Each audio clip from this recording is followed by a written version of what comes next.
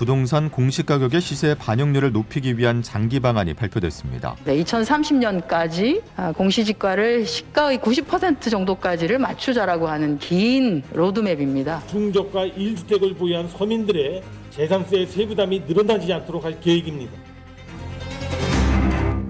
예, 정부가 공시가를 실거래가의 90% 수준까지 반영하는 그 방안을 유력하게 검토하고 있습니다. 지금은 공시지가가 실거래가의 한 50%에서 70% 수준으로 잡혀 있어요. 근데 그걸 90%까지 올릴 경우 재산세, 종부세 같은 보유세 외에도 공시가를 기초로 매기는 세금이 한 80여 가지가 된다 그러는데 그게 다 같이 올라갑니다.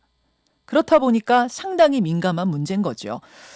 자, 부동산 공시가 현실화, 여야 입장을 듣고 여러분의 생각 정리해 보시기 바랍니다.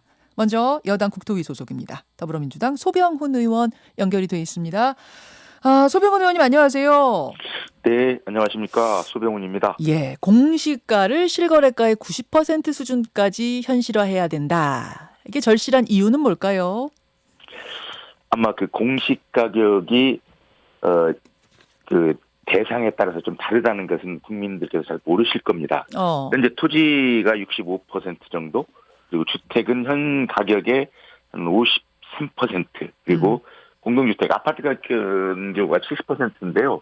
이게 그 공시가격을 기준으로 만드는 그런 행정적인 그런 그 제도가 한 60가지가 넘습니다. 60이라는 거죠. 80이라고 잡는 것도 있고 좀 뭐 이것도 왔다 갔다 하더라고요. 그래서 많아요. 수십 가지예요. 예. 네, 60가지 이상인데요. 네. 그게 일종의 그 형평성의 문제하고도 관계가 있지 않겠습니까?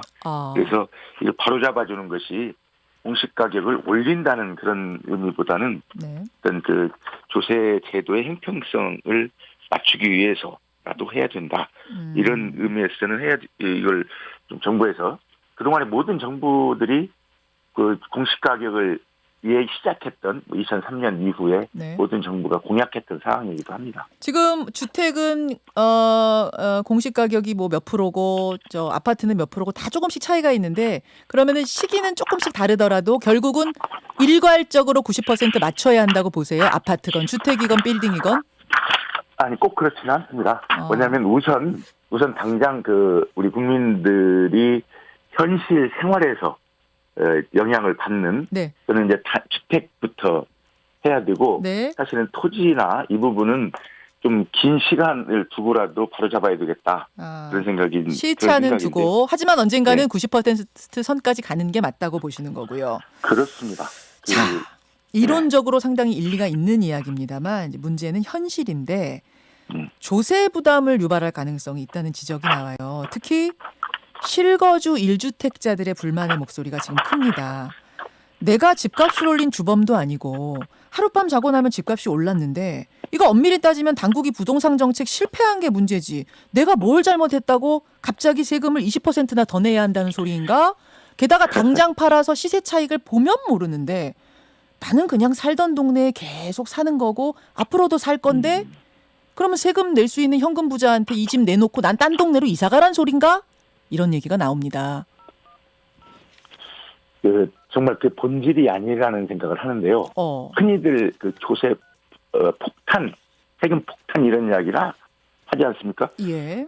그건 그 조세 이제 세금을 올리겠다는 것보다는 그 바로잡겠다는 게 맞다 그런 생각이 들고요. 근데 수십 년 동안 바로잡지 않다가 갑자기 지금 바로잡으면은 이게 누구나 세금이 올라가는 걸로 느끼는 거지. 원래 지금까지 내가 낼 돈을 덜 냈었구나 이렇게 인식하기는 쉽지 않을 것 같은데요. 그래서 지난 제가 국정감사에서도 국토부에 얘기를 했지만 예. 공시가격 잡으면서 동시에 해야 될 것이 이게 세금을 올리는 그런 식의 공시가격을 현실화가 아니고 그걸 조정하면서 그러니까 예를 들면 그 공시가격이 올랐기 때문에 세금이 좀 많아진 거지 세금을 더 받기 위해서 그러니까 증세를 해서 그 재산세가 늘어난 게 아니다는 그런 것을 정부에서 정확하게 국민들에게 좀 설득하면서 공시가격 현실화가 필요하다 그런 얘기를 했습니다. 그 조세 제도는 아마 먼저 아니면 동시에 조정하면서 공시가격 현실화하지 않을까 저는 그런 생각을 합니다. 조세율도 조정. 그럼 이 조세율을 좀 낮춘단 말씀이세요? 그렇습니다. 이게 우리가 그 공시 가격에 맞춰서 일단 예. 편의적으로 했던 그런 부분들을 좀 전에 말씀드렸지만 그 60여 가지가 넘는 예, 그런 예. 행정제도 자체를 예를 들면 건강보험료 이런 거 다 공시 가격 기준으로 매기거든요. 그렇습니다. 예, 예. 공시 가격 보유세부터 시작하고 무슨 아마 기본소득 뭐랄까요 그 기초 생활 보장 네. 네. 이것도 그 공시 가격 맞아요. 근거를 합니다. 네. 그래서 그런 것들에 대한 세율을 조정하겠다, 같이 하겠다 그 그렇습니다. 말씀. 어쨌든 네. 근데 재산세, 종부세 같은 보유세는 뭐 올라가는 게 맞잖아요. 그게 제일 큰 폭으로 뛰는 거고. 이게 결국은 목적이 현실화의 목적이 지금 부동산 가격 안정화시켜야 된다는 그 큰 명제. 그러니까 공시 가격을 이렇게 올리면 다주택자들이 집을 팔 것이고 그 물량이 쏟아져 나오면 집값은 안정화되지 않겠느냐. 이 목적도 큰 거죠. 그러니까 이건 종합적으로 생각을 해야 될 텐데요. 예. 부동산 가격 관련해서 해야 될 일은 한두 가지가 아닙니다. 어쩌면 이런 그 공시 가격이 문제가 아니고 일종의 지난 8월에 시작했던 부동산 임대차 3법 이런 것들이 부동산 가격을 안정화시키겠다는 시작일 수도 있는데요. 이 공시 가격 부분은 부동산 가격이 안정화된다는 이거보다는 어쩌면 그 조세 형평성이 먼저다. 이런 생각을 합니다. 부동산 가격 안정은 그 다음이다. 네, 조세 형평성 얘기를 지금 계속 하시네요. 지금 이제 1주택자들의 불만이 아까 제가 말씀드렸다시피 제일 커요. 그냥 살고 있는데 예. 집값이 집값이 올랐다. 나 당장 이 집 팔아가지고 현금을 손에 얻는 시세 차익 얻는 사람도 아닌데 이걸 그러면 지금 말씀하신 대로 뭐 현실화라는 당위성이 있다 치더라도 당장 돈이 없으면 손에 쥔 돈이 없으면 이거 팔아야 되는데 어떡합니까? 이 소리 나오거든요. 이 부분에 대한 다른 보완책은 없습니까? 예, 제가 예를 한 가지 들겠습니다. 예. 우리나라의 주택이 네. 어쩌면 이제 그 아파트가 중심이 될 텐데요. 공동주택이 전국에 1,400만 호 정도 됩니다. 예. 그리고 그 아파트는 1,100만 호쯤 되고 수도권에 550만 호. 그리고 그 서울에 이제 200만 호 이 정도 되고 예컨대 집값이 아파트값이 막 등락을 하는 등 크게 오르는 강남 3구 같은 경우는 40만 호가 안 됩니다. 예. 그 몇몇 그 어떤 개인이건 몇몇 그런 그 아파트의 그 가격 때문에 전 국민이 영향을 받아서는 안 되겠다. 그런 생각이 저는 듭니다. 그래서 요즘에 특히 이제 언론에서 많이 나오는 그런 그 아파트값, 집값의 막 폭등 이런 것이 네. 어쩌면 전국을 상대로 본다면 그 전 국민이 받아들이기 어렵다. 예를 들면 제가 지금 경기도 광주에 사는데요. 네. 제가 사는 이 집은 5년 동안 1원도 오르지 않았습니다. 오히려 내려가고 있습니다. 경기도 광주는 1원도 안 올랐어요. 1원도 오르지 않았습니다.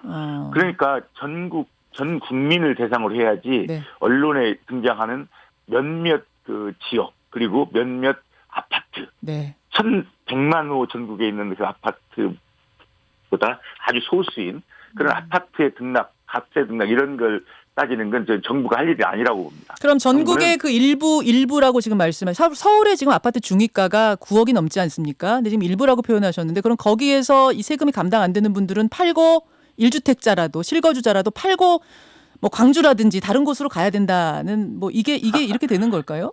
아니요, 극단적인 예입니다. 제가 말씀드렸던 건 팔고 그런 그 기사들이 많이 나오는데요. 네. 이거 내가 지금 이제 벌이가 없고 나는 이제 은퇴했고 집 한 채 있는데 그럼 내가 이걸 세금을 내기 위해서 팔고 내가 이걸 집을 팔고서 어디 다른 데로 가야 되느냐. 그건 저는 상당히 극단적인 예라고 봅니다. 뭐냐면 어쨌든 정부로서는 네. 전 국민을 그 상대로 제도나 법을 만들어야지 몇몇 사람들의 그러니까 그런 그 예를 그런 부분이 이제 따로 이 제도 보완을 하면서 따로 보완해야 될 부분이지 그것 때문에 예컨대 지금 오늘 말씀드리는 공시가격이나 부동산 문제를 몇몇 그 소수들 때문에 어떻게 그 방향을 잘못 잡는다 이런 건 저는 옳지 않다 이렇게 생각을 합니다. 보완책 지금 말씀하셨는데요. 생각하고 계시는 보완책 지금 나오는 보도로는 6억이나 8억 정도 집 6억이냐 9억이냐 요 기준을 잡아가지고 그 경우 그 이하는 재산세를 좀 감면해 주는 카드 요걸 생각하고 있다 논의하고 있다 맞습니까? 예, 그것도 그 중에 하나일 텐데요. 저는 그 1가구 1주택 그리고 실제 그 거주하는 그 주택 그런 시민들에 대해서는 네. 절대적으로 보호해야 된다. 여기에 영향을 받지 말아야 된다는 생각을 가지고 있습니다. 그래서 6억 9억 중에는 어느 쪽 생각하세요, 소 의원님은? 그것도 지금 예민한 문제던데. 저는 꼭 집값의 문제가 아니고 20억 사는 분도 마찬가지입니다. 그분들도 정말 뭐랄까요.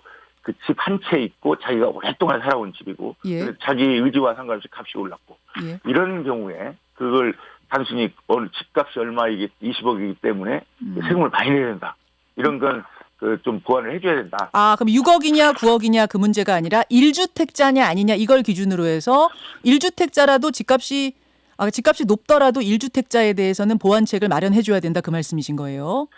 그건 이제 우선 그 다음의 문제들인데요. 그러니까 우선은 6억이건 9억이건 좀 금액이 크지 않은 집에 사시는 분들이 갖게 되는 부담 이런 부분을 먼저 덜어드려야 되겠지만 그 이후에도 네. 20억이고 30억이고 꼭 1가구 1주택 그리고 내가 특별히 그 부동산 어떤 그 가격의 그 등락 때문에 네. 이득을 보겠다 이런 생각을 가지지 않은 그 국민들에 대해서 그 부분들에 대해서는 제도보완을 통해서라도 재산세나 이런 다른 네. 행정비용을 내는 건 덜어드려야 된다. 저는 알겠습니다. 여기까지 말씀 듣죠. 더불어민주당 소병훈 의원 고맙습니다. 네, 고맙습니다. 예, 여당의 생각 먼저 들었고요. 여기에 대해서 문제점을 지적하고 있는 분 국민의힘 김현아 비대위원 연결합니다. 김현아 위원님 안녕하세요. 네, 안녕하세요. 김연아입니다. 공시가를 실거래가의 90%까지 올린다. 그 이유에 대해서 앞에 소 의원이 설명하셨어요. 이게 원래 당연한 건데 현실화하는 게 당연한 건데 여태까지가 좀 오히려 비정상적이었던 것이다. 어떻게 생각하십니까? 저는 먼저 공시가격 현실화에 대한 필요성에 대해서는 공감합니다. 네. 그런데 지금 이제 주택가격 수준이 정상인지 저는 상당 부분 지금의 주택가격 수준은 정책 실패로 인한 거품이 있다고 보고 있습니다. 그런데 이 거품을 바탕으로 현실화를 한다는 것이 저는 정부가 결국은 투기꾼이 올려놓은 가격을 인정한다는 것인데 이게 정당한 건지 잘 모르겠고요. 또 하나 유력하게 검토되고 있는 현실화율 90%, 도달연도 10년이 적정한지 이게 지금 경제 여건과 지불 능력을 고려한 것인지 잘 모르겠습니다. 결국 현실화의 속도와 타이밍에 대한 부분은 면밀한 검토가 필요하다고 생각이 되는데요. 네. 지금 코로나로 국민 모두가 되게 어렵지 않습니까? 예. 이미 주택가격이 많이 올라서 현실화율을 하나도 조정하지 않아도 세분함이 늘어납니다. 그런데 이런 시점에 공시가격 현실화율까지 높이는 것은 저는 어제 대통령이 국회에서 시정연설을 하시면서 경제에서 확실한 반등을 이루고자고 얘기를 하셨는데 예. 이게 대통령이 얘기하는 경제정책에 부합한 것인지 잘 모르겠습니다. 자칫 전문가들의 어떤 이론이나 공무원들의 탁상 공론에서 나온 것이 아닌지 혹은 공시가격 현실화라는 것이 일종의 꼼수 증세, 즉 방만한 국가 재정을 메우려는 증세의 그럴듯한 변명은 아닌지 조금 의구심이 듭니다. 그러니까 공시가 현실화가 가야 할 목표점이라고는 생각을 하신다, 김 의원도. 다만 지금은 네, 아니다 그 말씀이신 거예요. 예, 속도와 또 도달 연도, 그다음에 지금 공시가격이 가액별, 주택 유형별, 지역별로 굉장히 불균형이 심합니다. 근데 앞서 소 의원도 네. 지금 당장 90%까지 가자는 건 아니고 보니까 2030년 뭐 이 정도까지 속도를 조절해 가면서 가자는 거던데요. 지금부터 이제 10년 로드맵을 잡고 있는데요. 네. 2019년과 20년에 문재인 정부 들어서 고가주택의 공시가격 현실화율을 굉장히 많이 높인 바 있습니다. 네. 그리고 뭐 잘 아시다시피 최근 3년 동안 주택가격이 서울의 주택가격이 뭐 한 50%가 올랐느니 평균 주택가격이 10억이니 뭐 이런 얘기가 나오지 않고 있으니까 그러면 사실은 지금은 현실화율을 하나도 건드리지 않아도 각각 주택을 갖고 있는 사람들의 세부담이 굉장히 늘어난 상태인데요. 이미 늘어나 있다. 그렇죠. 예, 그런데 지금 여러 가지 주택가격 정책에 대한 실패와 또 임대차 3법을 밀어붙임으로 인해서 시장에 여러 가지 혼란이 일어나고 있는 이 시점에 저는 공시가격 현실화율을 이렇게 꺼내고 이거를 좀 일정에 밀어붙이겠다고 얘기하는 것 자체가 저는 맞지 않다고 보고 있고요. 이 지금 공시가격은 재산세뿐만이 아니라 여러 가지 복지행정 지표로 많이 사용이 되고 있습니다. 네네. 그런데 지금 여당이 보완책으로 내놓겠다고 하는 것이 재산세 감면인지 공시가격의 속도 조절인지에 대한 구체적인 내용이 없이 지금 6억이냐 9억이냐에 대한 논란만 얘기가 되고 있는데요. 재산세 감면. 사실 그 정도만 갖고는 어떻게 감면이 될지 알 수가 없고 특히 지금 공시가격이 상승하면 기초연금 수급 대상이라든가 또 여러 가지 복지 대상에서 배제되는 문제가 생기게 됩니다. 예. 즉 이분들은 집값이 하나도 오르지 않아도 현실화율이 높아지게 되면 자기가 복지 혜택을 받던 것에서 알겠습니다. 이제 탈락하는 경우가 생기는데요. 예. 이런 것들을 어떻게 조정하겠다는 건지 잘 모르겠고 그래서 저는 지금 여당에서 논의하고 있는 것 자체가 좀 구체적으로 나와봐야 실제로 실거주자라든가 또 소득이 없는 고령자들에 대한 세부담 완화를 좀 예측할 수 있을 것 같고요. 알겠습니다. 김 의원님 지금 좀 말씀이 길어서 제가 중간중간 조금만 궁금한 거 질문하면서 할게요. 아까 소 의원님께 그 질문을 드렸을 때 이런 답변이 나왔어요. 근데 이것 때문에 막 세금 감당이 안 돼서 집을 팔아야 될 정도인 분들은 전국으로 따졌을 때는 극소수다, 일부다. 그들을 위해서 공시가 현실화를 하지 말라, 뭐 멈춰라, 천천히 해라라고 하는 것은 과하다. 어떻게 생각하십니까? 저는 그 재산세 부과 대상에서의 고가 주택과 이 기초수급 대상자라든가 여러 가지 기초연금에서 탈락되는 사람의 숫자는 같이 보면 안 된다고 생각합니다. 이게 보면은 고가주택을 가진 사람을 얘기하는 게 아니라 시골에서도 집을 한 채 갖고 있었는데 지금 문재인 정부 들어서 서울만 집값이 오른 게 아닙니다. 그다음에 아까 제가 말씀드린 것처럼 집값이 오르지 않아도 현실화율을 높임으로써 공시가격이 상승한 경우가 많은데요. 그런 경우에는 자기는 아무것도 하지 않아도 그런 복지 혜택자에서 탈락이 되는 경우가 생기는 거고요. 또 자녀들의 장학금 지원, 국가장학금 지원 대상에서도 이 공시가격이 적용이 되기 때문에 저는 그렇게 뭐 강남의 몇 개를 대상으로 해서 대상자가 적다라고 얘기하는 것은 현실을 잘못 파악하고 계신 거라고 보고 있습니다. 이런 앞에 이제 소 의원의 얘기는 아니었습니다만 대체적으로 이 90% 현실화를 주장하시는 분들의 큰 목표 중에 하나는 이런 것도 있어요. 뭐냐면 공시가를 올리면 세금 감당이 안 되는 다주택자들이 집을 내놓지 않겠느냐. 그러면 시장에 물건이 많이 쏟아지고 그러면 자연히 부동산 가격이 내려가지 않겠느냐. 집값 떨어지지 않겠느냐. 이런 부동산 안정화에도 이바지할 거라는 주장. 이건 어떻게 생각하세요? 네, 근데 저희가 조세로 집값을 낮추는 것은 이미 경제정책이나 여러 가지 사례에서 실패한 방법이고요. 저는 정말 단순하고 단편적인 접근이라고 생각합니다. 설사 다주택자가 매물을 내놓는다고 가정을 할 때 과연 이걸 누가 살 거냐. 저는 일단 다주택자 매물이 나오면 주택 수요가 없는 지역은 매수자가 없어서 가격이 떨어질 겁니다. 그런데 누구나 들어가 살고 싶은 수요가 많은 지역은 결국은 보유세 부담을 감당할 수 있는 사람들이 다시 살 겁니다. 그럼 다시 현금 부자들만 그 동네 들어가 산다? 그렇죠. 약간의 가격 조정은 있겠지만 결국 저는 인기 지역의 주택은 이제 아무나 살 수 없는 주택이 되어버려서 주택 가격의 양극화를 더욱 심화시킬 건데요. 양극화가 더 심해진다? 최근 서울에 아파트를 외국인들이 사기 시작했다는 기사를 보았습니다. 국내 주택대출 억제의 반사 효과로 외국인들이 그 빈틈을 비집고 들어오는 건데요. 서울의 집값이 그동안 전국구의 어떤 투자 대상이었다면 이렇게 될 경우에는 글로벌 자본가들의 투기 시장이 될 수도 있습니다.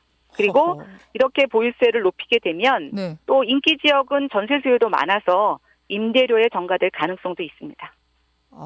임대료로 그러면은 전세 올리고 월세 올리고 또 이런 식으로 해서 부동산 가격이 오르는 풍선 효과가 나타날 수도 있다고 보시는 거예요? 예, 그렇습니다. 알겠습니다. 지금 여러분들이 문자도 많이 보내주시는데 여러분 어떻게 생각하세요? 여러분 의견 좀 활발히 보내주시고요. 김연아 의원님 여기까지 말씀 듣겠습니다. 고맙습니다. 네, 감사합니다. 국민의힘 김연아 비대위원까지 공시지가 90% 현실화에 대한 입장 확인했습니다. 김현정의 뉴스쇼는 청취자 여러분의 참여로 이루어집니다. 트위터, 페이스북, 레인보우 게시판, 그리고 단문 50원, 장문 100원의 유료 문자 샵 1212, 우물정 1212 통해 참여하실 수 있습니다. 김현정의 뉴스쇼, 여러분과 함께 만듭니다.